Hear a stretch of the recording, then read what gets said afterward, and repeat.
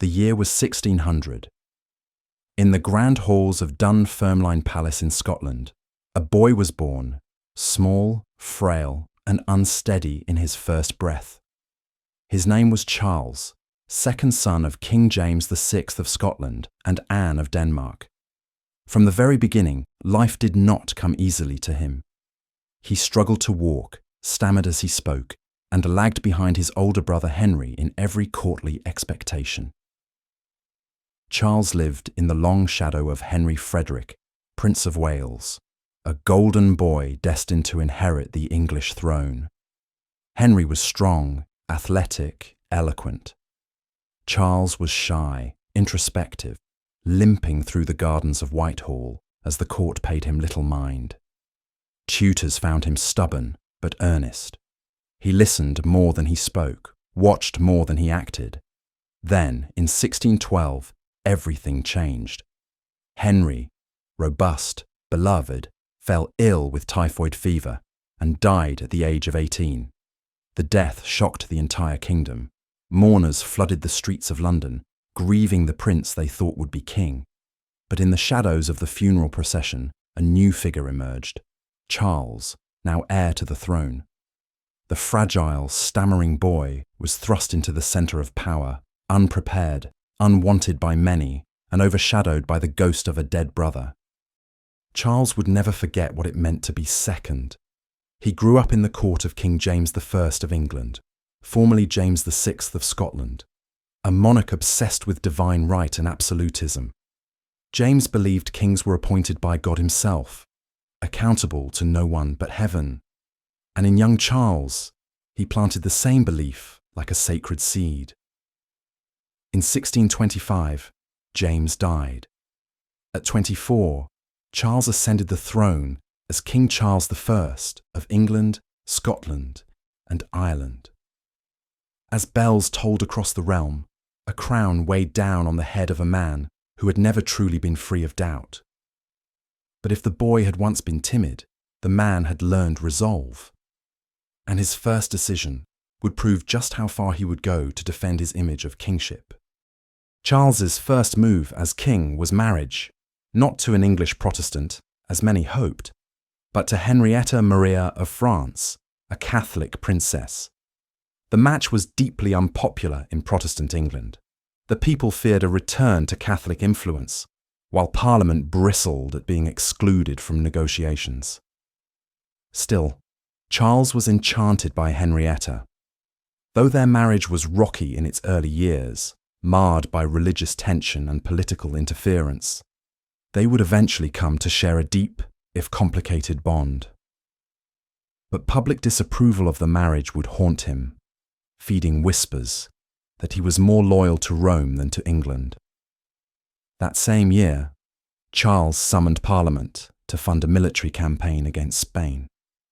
But the Commons refused, angry over his advisers and wary of his intentions. Among those advisers was George Villiers, the Duke of Buckingham, a handsome, charismatic, and deeply despised figure who had long been the favourite of King James, and now served Charles just as intimately. Buckingham led disastrous campaigns in France and Spain, and Parliament called for his impeachment. Charles refused. To him, Parliament's interference was intolerable. When the Commons persisted, Charles did the unthinkable. He dissolved Parliament altogether. It was the first great rupture between king and country. He believed the throne stood above reproach. Then, in 1628, Parliament tried again, submitting a petition of right demanding protection against arbitrary imprisonment and forced taxation. Charles signed it. Then, mere months later, he ignored it. That same summer, Buckingham was assassinated by a disgruntled soldier. The court erupted in grief, but Londoners celebrated. They rang bells and lit bonfires.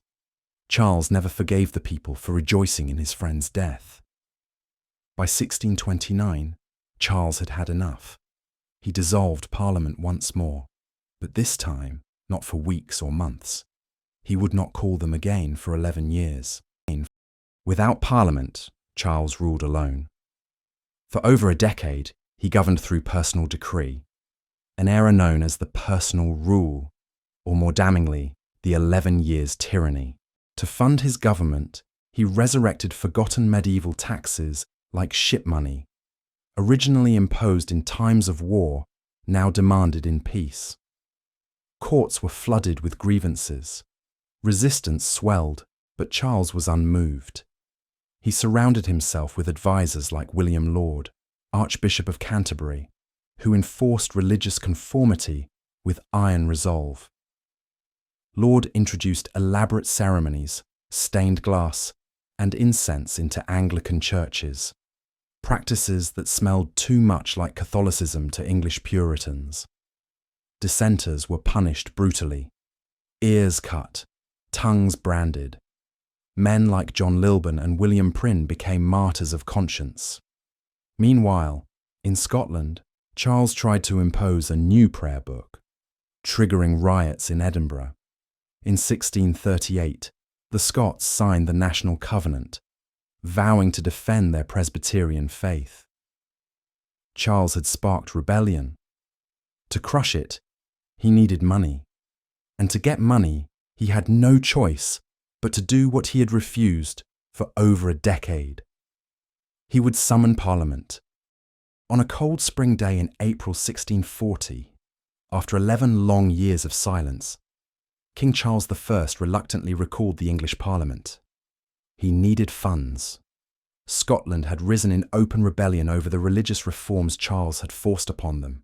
His armies were under-equipped, his coffers were bare, and his pride, though great, was no longer enough to hold the kingdom together.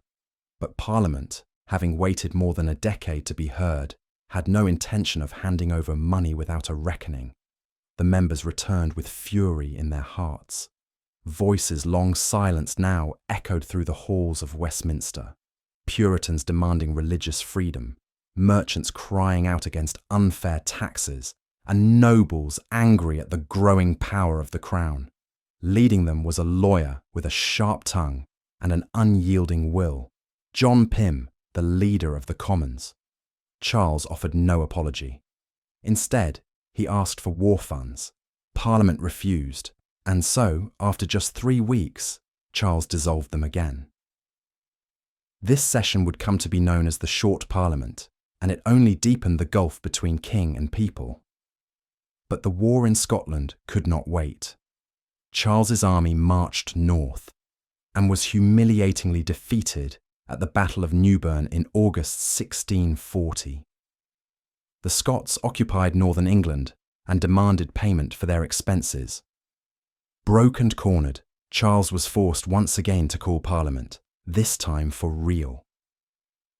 In November 1640, the Long Parliament was born, and they came not to cooperate, but to challenge the very system that Charles embodied. The Long Parliament wasted no time. It arrested and executed the king's closest advisor, Thomas Wentworth, Earl of Strafford, charging him with treason. Charles was forced to sign his death warrant, betraying the man who had served him loyally for years.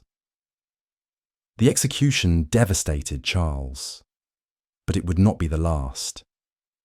Parliament next turned its sights on Archbishop Laud, imprisoning him in the Tower of London. They passed laws that limited the king's power. No more dissolving Parliament at will.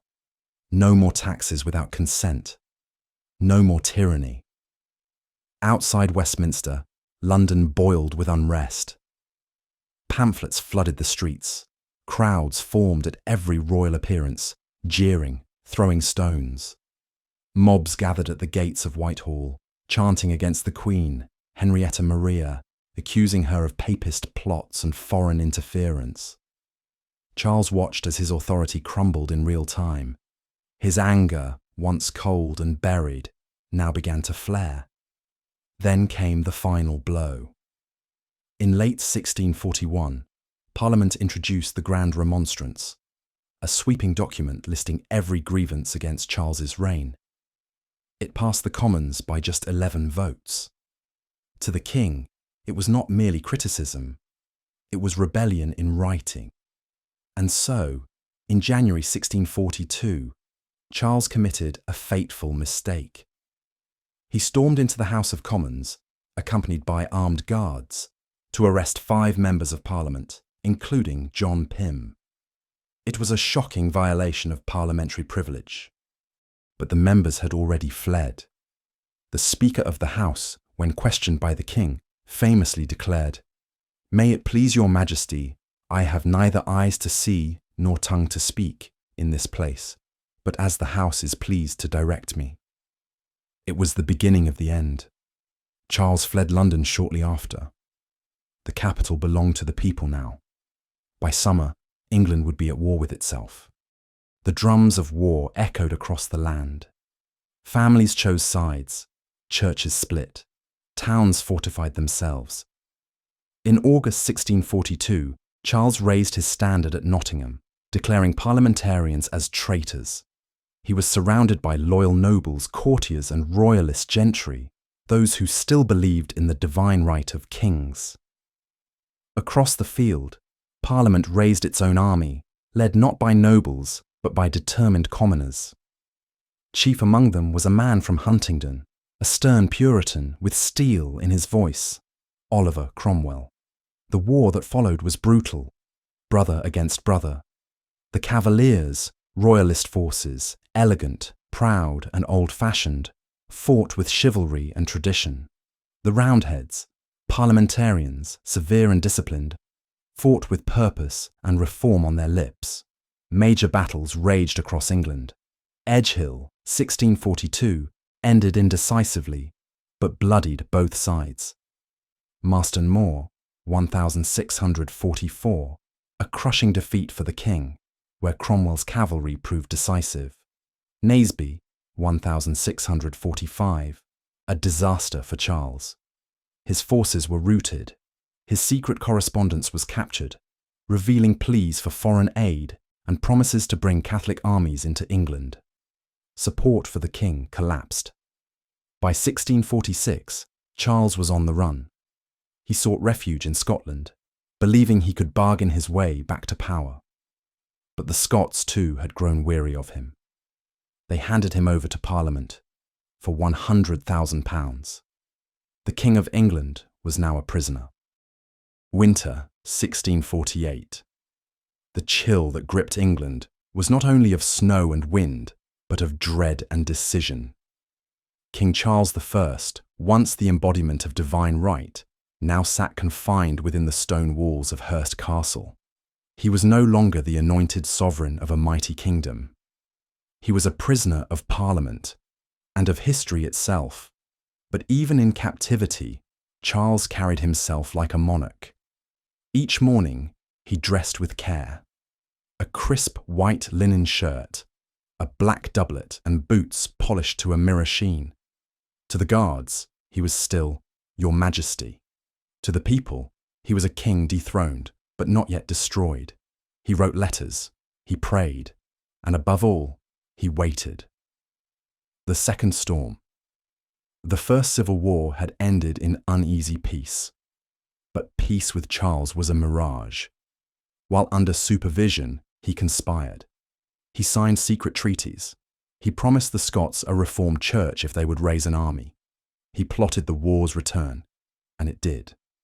The Second Civil War erupted like a fire beneath a thin layer of ash. Royalist uprisings flared in Kent, Wales, and the north. Scottish forces crossed the border, under the banner of the king. But Parliament, hardened by blood and betrayal, moved quickly. Cromwell crushed the rebels with ruthless precision. Fairfax took Colchester. The Scots were routed at Preston. Within months, the war was over, and with it, all illusions. "No peace with the man of blood," cried the new model army, and this time they meant it. Pride's purge. Parliament, though victorious, was divided. Some MPs still hoped for reconciliation, but the army had other plans. On December 6, 1648, Colonel Thomas Pride marched into the House of Commons. With musketeers at his back, he purged the chamber of those who favoured negotiation. Over 100 members were barred or arrested. What remained was the Rump Parliament. small, radical, and ready for judgment. The king would face trial, not as monarch, but as a man. Charles, hearing the news, merely raised an eyebrow. A subject put his sovereign on trial. It is not law, it is madness. The Trial of a King, January 1649, Westminster Hall. For centuries, it had echoed with coronations and ceremonies. Now, it was to host something unheard of, the trial of an anointed king by his own subjects. Charles was led in, his step firm, his gaze calm. Before him sat 135 commissioners, among them Oliver Cromwell. The charges were read. That the said Charles Stuart hath traitorously and maliciously levied war against the Parliament and people of England. Treason, not against the crown, but by the crown. Charles refused to recognise the court. I am the king, your lawful sovereign. By what authority do you judge me? He spoke with quiet defiance. He addressed the law, the people, the future. He would not plead, for to plead was to accept the court's legitimacy, and in that he would never yield. 3 times he was summoned, 3 times he refused, but the outcome was written long before the gavel struck. On January 27th, 1649, the sentence was passed. Charles Stuart, as a tyrant, traitor, murderer, and public enemy to the good people of this nation, shall be put to death. The hall was silent. The final night. The night before his execution, Charles slept soundly. He rose early, dressed in 2 shirts, fearing that shivering in the cold might be mistaken for fear. He ate bread and sipped wine. He prayed. In his chamber, he spoke to his attendants with serenity. Never make poor Charles weep for fear. I am the King of England still. A man can die but once. Outside, a scaffold had been erected in Whitehall, draped in black. A block, a basket, and 2 masked executioners stood ready. January 30th, 1649. The axe falls. The air was bitter. Snow clung to rooftops. Thousands gathered in a frozen silence. Charles stepped onto the scaffold with grace. He wore a plain black cloak over a white shirt, his hair neatly tied back. He turned to the crowd, speaking not in rage, but in sorrow. I am the King of England. I am the servant of God. I die a faithful man, for liberty and for peace. He knelt. He placed his neck on the block. A moment of stillness. Then the axe fell, and with it, a kingdom changed forever. The shock of silence. The crowd gasped, then silence. Some wept, some fled. Others stood numb, unable to comprehend what had occurred. Never before had an English king been executed by his own people. Not in rebellion, not in battle, but by a court of law. The executioners held up the severed head, blood still dripping from the neck. No cheers rose. Only stunned silence. In the crowd, a royalist muttered, "The world is turned upside down." A martyr to some, a tyrant to others. Charles's body was placed in a coffin and buried at Windsor Castle, denied a state funeral. His blood-stained shirt was kept by loyalists as a relic. His death split the nation's soul. To royalists, he became a martyr. St. Charles the King. A man who died with dignity and faith. To parliamentarians, he was a tyrant undone by his own pride.